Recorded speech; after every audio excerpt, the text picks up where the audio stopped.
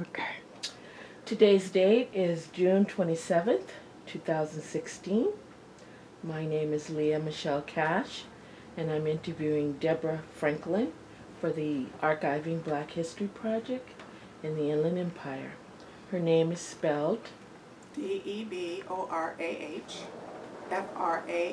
Franklin. Okay, we are interviewing here in the home of Rutibu and Wilma Amina Carter in the city of Rialto, California. Thank you, Ms. Franklin, for taking out the time to conduct this interview with us. My pleasure. So, if you look into the camera when I'm asking you these questions. Okay. Tell us a little bit about your early childhood. Well, I grew up in San Bernardino on what we know as the west side. One of 8 children. I'm number 5, 6 girls, 2 boys. And to be in the middle of such a large family, you kind of get lost in the shuffle. But we were a family. We have a very extended family. So most of my time was spent with my siblings, going to my grandmother's house, and going to school. And I truly enjoyed school. So it was no problem going to school, and reading is one of my favorite hobbies. So I spent a lot of time with my siblings and other family and reading and dreaming. And what schools on the west side did you attend? I started off at Ramona Elementary School, went to Alessandro, Franklin Junior High School, and San Bernardino High School is where I graduated. Mm-hmm. Then I went on to the University of Redlands to the Johnston College, Mm-hmm. which was I was in the first graduating class from Johnston College with a 4-year term at the school.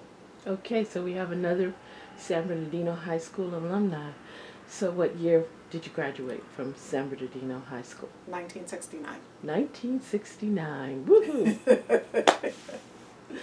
Okay, so then now we'll move into your college experience, and you said that you were at the University of Redlands. So tell us a little bit about that experience and how you felt during those early college days. College experience was just that, an experience. This was the first experimental class that they had, where we started as freshmen and went all the way through as seniors. What was unique about the university experience was that we had no grades. So you went through your classes, you had very individualized curriculum, and spent a lot of time doing a one-on-one type of environment. Classes were very small. They were very unstructured, but that didn't mean we didn't learn a lot. Because it was more individualized, you had more requirements of things to do. You had to write a journal. You had to go out and work on projects. Did an experimental program where I went to Stanford for a month to do a project up there. And on the academic side, it was very stimulating because, like I say, you did it at your own pace and you were challenged to be able to find out a little bit more, dig into what things you were really trying to find out about. And then you were held accountable for what you were trying to do. You did a contract, so it was a one-on-one program with your professors. Mm-hmm. On the social side, it was a little daunting.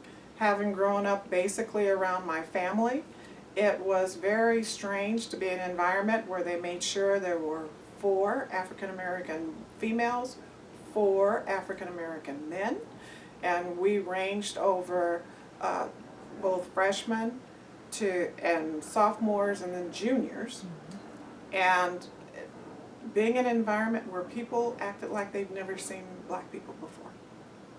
It was a little unique. Yeah, and I bet you it was quite an experience. So you have stated that one of your hobbies was that you loved reading, and in that reading, a lot of dreaming takes place. So who inspired you while you were dreaming? Who lit your fire to be the person that you wanted to be? My grandmother, without a doubt. My grandmother, Eula Sabelle, she and my grandfather had our version of a paradise. That's the place you always wanted to go, whether it was the summertime, holidays, after school. Grandma's house was the place to be. And she encouraged us, never raised her voice to us, never told us what we were supposed to do, but she made you feel like you needed to be able to achieve whatever it was. And she was always there with that encouraging word. Even when she was telling you you were doing wrong, she was still encouraging you. And she always made us feel like you can do the best you can. And she would tell us, no matter what you want to be the best. If you're a garbage collector, be the best. If you're a thief, be the best. So she encouraged you to really get out there and do something. And she also taught us to care about our fellow man. Because she really told us that, we're not here just to be here. We're not here for our own pleasure. We're here because we're supposed to serve man. And she also taught us, in a way I like to put it, it's the 3 R's, that you have the right to do community service, you have the responsibility to do community service, and you have the reward of community service. So it was always to give back, and there was good things to come out of doing that. To watch her in action, and I think about when for me, I was probably about 10 or 11, and she was in her 60s, and she was a woman that was always on the go. She was always helping somebody, doing something for somebody else. And even with an extended family and helping to watch us in the summertime and stuff, it was always, there was somebody you could do something for. And so she was my ideal of, this is what you're supposed to be like. I wanted to be like Grandma when I grew up. I didn't know exactly what I wanted to do as a job. I knew that I had to get out, and I knew I had to get educated. And you had to serve. But I knew that there was something I wanted to do. In fact, I first wanted to write school books, and then I found out you have to sell your school books. Then I wanted to be an oceanographer, and realized, since I don't care to spend a lot of time in water, that wasn't going to work. And I did wind up, actually, I really liked doing social work and working with kids. And one of my projects when I was in college was to work with the probation office in Los Angeles. And I thought, oh, this would be really good. This is dealing with teens that are having problems and working with them on a one-to-one basis. And it was a really good internship for me. But when I took the test, and they told me that all the military people get ahead of you in the line, so out of 1,000, I wound up like in the 800s. It's like, well, that's not going to work. So, in that process, in being inspired by your grandmother, who no doubt has inspired you for your whole adult life, Yes. In that process, when you were in the college situation where you blatantly saw racism and as it raised its ugly head, what lesson did you learn during that process of being involved in that? Well, it didn't stop me from wanting to get out and get involved. It took me in a different direction than I ever thought I would be in. Growing up in San Bernardino, there wasn't a whole lot of emphasis placed on whether or not you were black or white. It just depended on what crowd you hung out with. And because we are very family oriented, all my friends came from large families too. So that's the way we interacted. And when you go off to college, you don't have that same support system behind you. And it was a real shock, and I got a little militant, because that's about the time I started reading the Stokely Carmichael books about the Black Panthers, Black on Ice, and Like all me. the different books. And it was like, this isn't right. So I spent a lot of time trying to figure out just where am I and who am I, because I'd never had people before want to touch my skin to see if it was real, or touch your hair to feel what it was like. And it was such a strange experience. And even though 2 of my sisters actually were at the University of Redlands the same time I was going to Johnston College, it still wasn't quite that same experience, because your classes are with a whole different set of people. And I got exposed to life in LA at this time, because all the other students were from Los Angeles. There were only 2 of us from San Bernardino area. Everybody else was from LA, and that's where I got exposed to Watts, and going to Compton, and going down to Crenshaw. And it wasn't a bad thing, it was just another Cultural. exposure of Yeah. things. And, you know, you come from more of a country style of living to people who were very involved in the city and the ghetto, and, you know, just a lot of experiences that I really hadn't thought about before. So now, as you graduate from college, and then you do start to find your career profession, which way did that take you?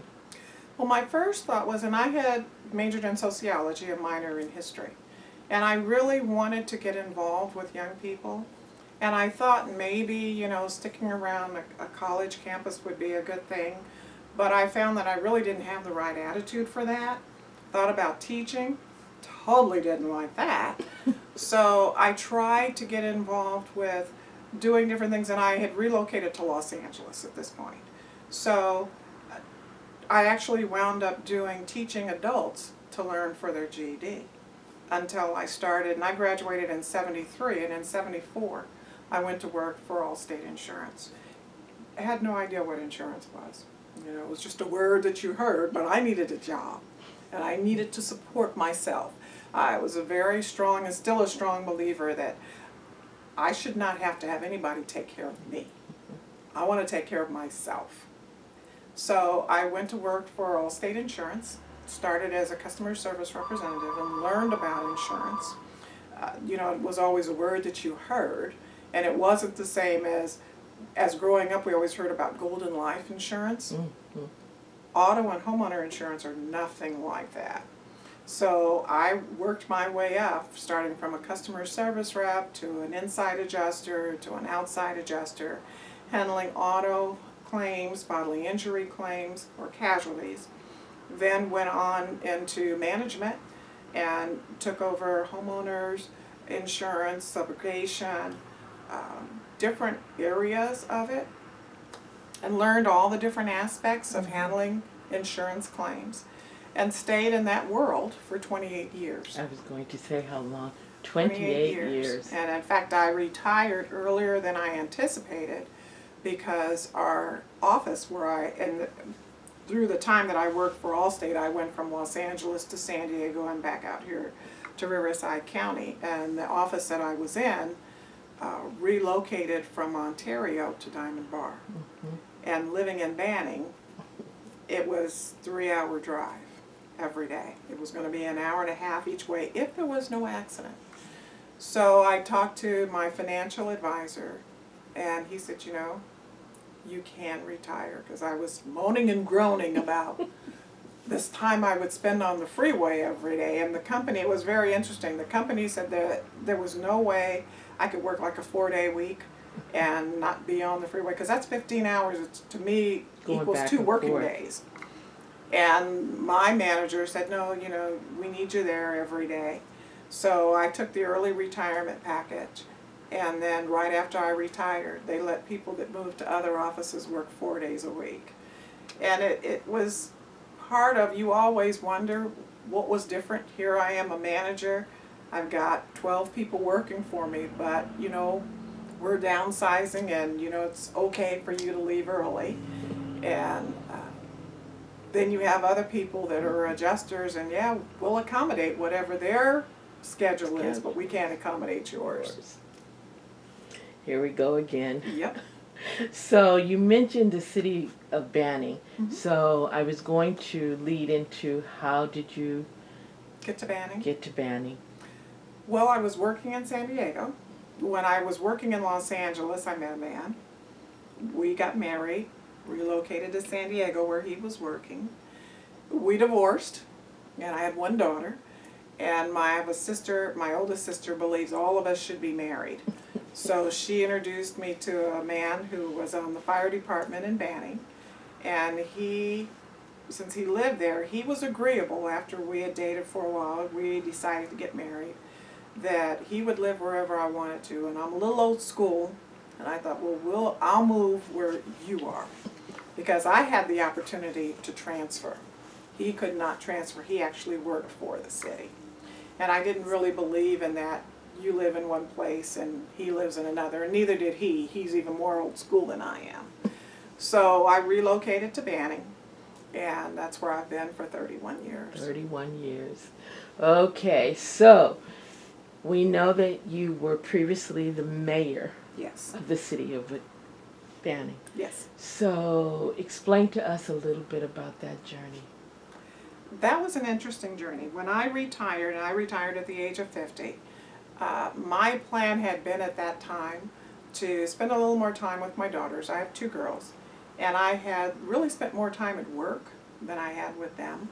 When you work in claims, you do not have an 8 to 5 job. You work every day, whatever it takes, which means leaving the house at 6 o'clock in the morning, not coming home until maybe 6 or 7, working weekends. So retiring, I thought, well, one daughter was off in college, one was in high school, and this would be a good time to spend time with my girls, to be able to go to some of their school events, to possibly clean the house, do the garden, do a little traveling. That didn't work out.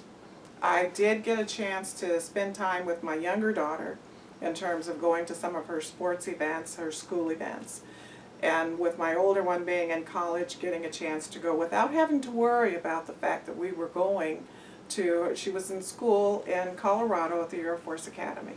So making that trip out there every year during Parents' Weekend, and it wasn't a problem to be able to say, you know, I'm going to take this time and go see her in school. So I was able to do that, and I really had wanted to still work in the community.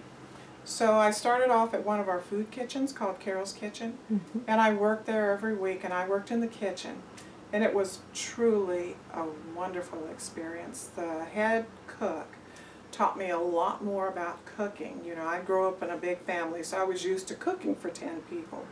Well, I learned how to cook for 200, 300 people, and how to stretch that meal so that not only you're able to fix it, but you're fixing something they want to eat. And how to do different things with food that I had never even thought about. And then not only did I help fix the meals, I was able to serve people. And so you come into one-on-one contact with people, and I really enjoy that. And I was able to see more of the need in the community. My husband and I live on the east side of town, which is very similar to the west side of San Bernardino. And even though we live there and we go to church there, you still come in contact with people I had never seen because I was never there. Prior to retiring, I was gone all the time. So with dealing with people and seeing what was involved, I realized that there was a need to get more involved, to find out how do we fix some of the problems that we have. We're in the city of Banning. In the city. And our city is a small city, and it's fairly disadvantaged. The median income is about $38,000. In the state, it's, well, actually in the county, it's like $58,000. So we're below the median for the county of Riverside. And because I was talking to people and we were talking about what things were needed and how things were not really geared to be equal across the city, I had attended some council meetings, and there were some women in the community that were much more active in the political world. So they would know when it was time to go to a council meeting. And you didn't have to say anything, it was just being there in force. So I was exposed to that, and then realized that we did not have, we had 2 black council members previously, but when the second one had retired, we didn't have anybody for half the city to represent the community. All of our city council members lived on one half of the city. So some of us were talking about it, and I was trying to encourage other people. It's like, you guys ever run for council? And I'd go talk to them, and they're like, no, I'm not doing that. And it finally dawned on me, I'm asking them to do something I should be able to do. And why am I asking them? If I'm able-bodied, I don't really have a commitment to my time other than one day a week that I cook. Get involved. So I started off with the Parks and Rec Committee first. And one of the council members I started talking to, and he was very helpful because, and his name was John Machesic, because he said, you know, there are things that you can find out about, but just start with Parks and Rec. So I applied, had no idea what I was doing, and got on the Parks and Rec. And I talked to some other people in the community, and they were like, run for city council. I was like, I don't know. But I thought about it, and, you know, being very naive about it. I ran the first time, had no idea what I was doing. And of course I lost. I'm thinking that all you need to do is get your friends to vote.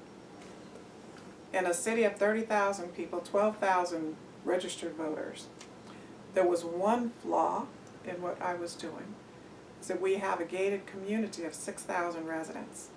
84% of them vote. Only 40% of the rest of the city votes.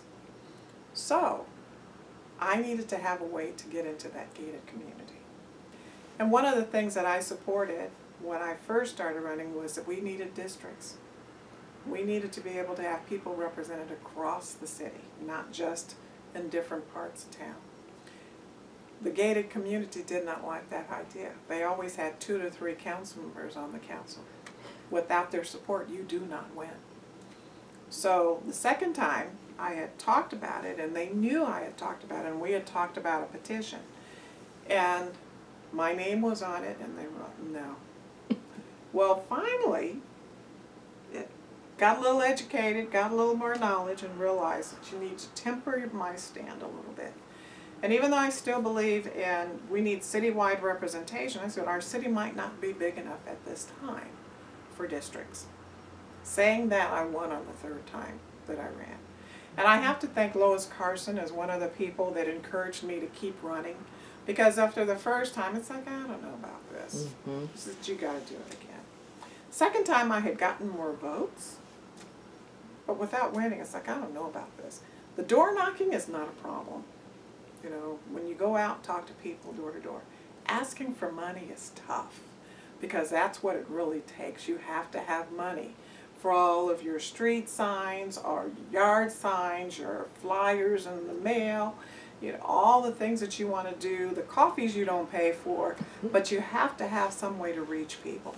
And you don't reach people in just one way. You have to be able to do the door knocking, have the coffees, get out when you're having some kind of community event and go around and talk to people. And let them get to know you. Exactly. And you them. And you have to sell yourself, which is kind of counter to what you learn as a Christian, because it's not about you. It's about God. So you're not supposed to put yourself out there, but to be a politician, you do. You're marketing yourself. So that was a little different to try to figure out how to do. And I don't have the problem now, but then I had a problem talking. And what was your platform that you My ran on? platform at first was that we needed representation across the city. You know, we needed a balance. You know, we need people all over to come together to talk about what's good for our community. Because I'll give you an example. One of the things that had come up was in fact it was while I was working, I had the opportunity to see a couple of Boys and Girls Clubs. We didn't have anything like that in Manning. We have very little for our young people. So I'd gone to the city council 3 times. I was involved with a youth program, and what I wanted to see was that we would be able to take this youth program and make it into a Boys and Girls Club. And in my naivety, I didn't realize that when you go to the city council and you speak during public comment, they can't respond to you. You know, they'd sit there and smile and say nothing. And it didn't dawn on me that, you know, you need to get somebody that's really willing to sponsor this program. And as it turned out, what happened was after I went 3 times to the city council and got nothing, because I kept talking about all these programs I'd seen and how they were really good for their communities, the cities had gotten behind them, a council member, a year later, took it and called it her program, that it was her idea to start the Boys and Girls Club. And I said, you know, I took that to you 3 times. I don't recall. So I learned a little bit more about politics. But I still believe that you need to have the voice of people throughout. You know, I remembered hearing Maxine Waters say, you know, those people who have money will always have representation. There's no doubt. They will make sure they have representation. But your janitor, your waitress, the people that are doing the everyday jobs that are so important, they need to have representation too. As well. And I found that, especially for the part of town that we lived in, a lot of those people felt not only were they not represented, there was no voice They were speaking on their invisible. behalf. And everybody should have a voice. Everybody should have somebody speaking up. Not necessarily that I always agree, but at least bring it to the table. Have something that people can make sure that they know somebody is representing them. And especially for young people, I want them to see me and say, if you can do it, I can do it. My background's not that much different from many of our young people. But there is the opportunity to be able to get out there, to make laws. And to be on the city council now, this is my 10th year. I'm in places now where I vote on millions of dollars of projects. I just came from a meeting today, and it's for the Riverside Transportation Commission. And on that commission, I actually also represent MetroLink. So we talk about a project that's $19 million, one project. We talk about $250 million projects. And my vote is one of the votes at the table. And when I sit in a room and there's 28 cities and all the cities are represented on the commission, my vote does count. So it's important to make sure that somebody that looks different from the majority of the group is still showing there is representation. And doing things like, an example would be with MetroLink, and I sit on the board for MetroLink that brings the trains from Los Angeles out to Orange County, Ventura County, San Bernardino, Riverside counties. That when we're talking about things like the ticket machines, one of the things that's coming up right now is going to cashless machines. Well, there has to be a voice for those people that do not use credit cards. That there are still people that deal with cash. And there are some people that just don't get it. Because they have a credit card, they cannot imagine there are people that don't use credit cards. Or because you have a smartphone and you can download your ticket, everybody doesn't do that. So we have to make sure we don't forget about those people that are still doing things that the person who's making $100,000 a year can do. Because we have a large population that's just not there. Doesn't mean that they're less deserving. They don't deserve any less respect. Doesn't mean they're not intelligent. It just means circumstances and opportunities have not given them the same rights and the same privileges that other people have. So as the mayor and as a council person for the city of Banning, what do you feel has been your most rewarding and your most challenges? So it's actually a dual question. Start with most, do you want to start with most challenging or most rewarding? I'd say the challenge has been still to be able to walk into a room and still be accepted. You're discounted, and it's a double discount. One as a female and second as a female of color. And knowing that I go into rooms in this day and age, and I may be the only female there, most likely I'm going to be the only person of color there. That still happens quite a bit. And because I am, that they kind of poo-poo what you say. There are still moments where I'll say something and I'll make a recommendation and it's totally ignored. And maybe 5-10 minutes later, somebody else makes the same recommendation. Oh, that's a good idea. And it's didn't I just say that same thing? And realizing that you have to be a little harder. You have to be a little more forceful, and that's not my nature. And people say, well, you don't get aggressive. You should not have to be aggressive. Everybody's voice should count. So dealing with that is very frustrating. I think the most rewarding is to be able to be exposed to so much knowledge and so many different things that are going on that I can take back to my community. And I see it as an opportunity to gain resources that I can share with people. One of the best things I think I can do is people come to you all the time, whether you're the mayor, generally as the mayor more than a council member, but once they know who you are, they'll come to you because they have a problem. And the most rewarding thing is to be able to get them where they need to go. Doesn't mean that I've solved their problems, but because I have experience and exposure with different areas of knowledge and different banks of information and pools, that means I can give that to them. That means that when a person calls me and says, you know, I don't know what to do, you know, my trash isn't being picked up the way it's supposed to be, I know who to call. I know how to take care of that. So it's, yes, they're frustrated, but it doesn't have to continue. This is how we get this solved. Or I'm dealing with a young lady now that wants to go to music school. She's been accepted to school, but now she needs to find out how to get money for it. It's like, okay, I was in a program Saturday and we just talked about scholarships. I'll get you that information. That kind of thing I think is very rewarding.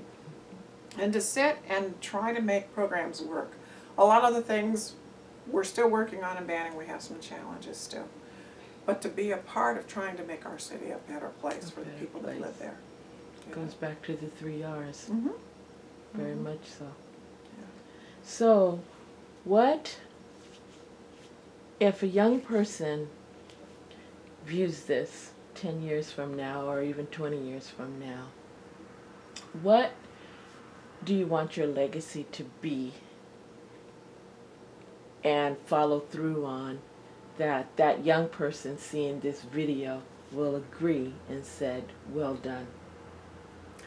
I think being able to be a role model and a mentor for young people, to be able to say that I can encourage young people to step out of the box and realize that they can do anything they really want to do if they're willing to put the effort and the energy into it.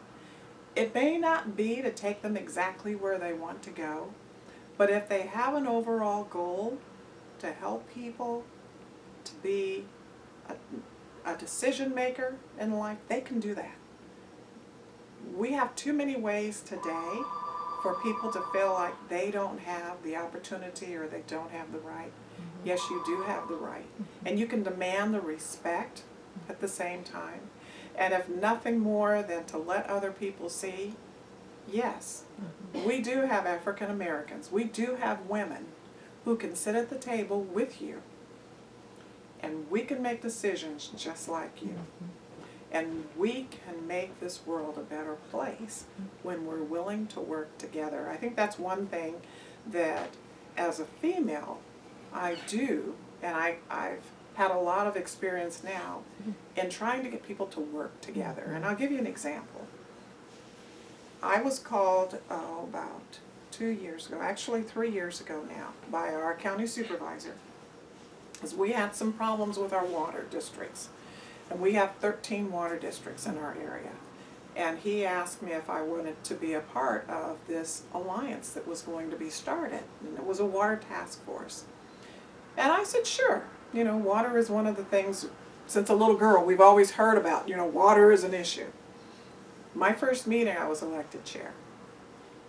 And when we first started having the meetings, everybody was in their own little space. You know, everybody's protecting my territory and I'm not budging, this is mine. We're at the point now, I'm still the chair. I get elected every year. But now people are talking